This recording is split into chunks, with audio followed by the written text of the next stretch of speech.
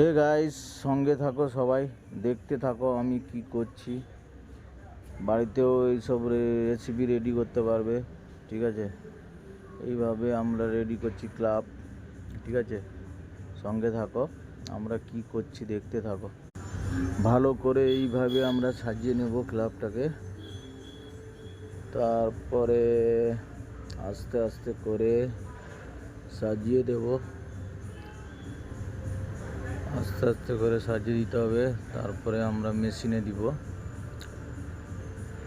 ঠিক আছে। সাজিয়ে নিয়েছি। তারপরে একটু বাটার লাগিয়ে দেবো মেশিনে, একটু বাটার লাগিয়ে দিয়ে দিলাম টোস্টিং করতে।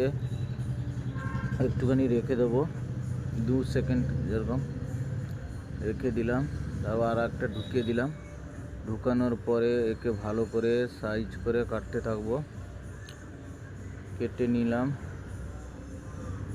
আস্তে আস্তে করে কেটে নিলাম। তারপরে কম করে কেটে দিয়ে মিডিলে একটা রেখে দেবো। আর একটা টোস্টিং করতে দিয়েছি, আর একটাও সাইজ করে কেটে নেব।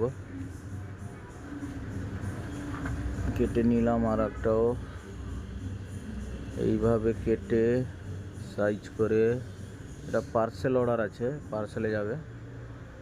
এইভাবে কেটে নিয়ে তারপরে এর ভিতরে উঠাবো। উঠিয়ে পার্সেল করে ভালো মতন একটু প্রাইস দিয়ে দেবো,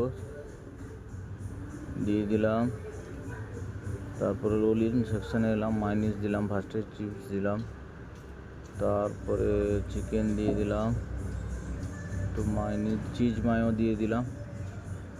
ভালো করে রেডি করে টোস্টিং মেশিনে দিয়ে দেবো। ভালো করে রেডি। আবার একটা ম্যাক্স অর্ডার এসছে, ম্যাক্সও কেটে দিতে হবে, ঠিক আছে। আবার ম্যাক্সে চিকেনটা দিয়ে দিলাম।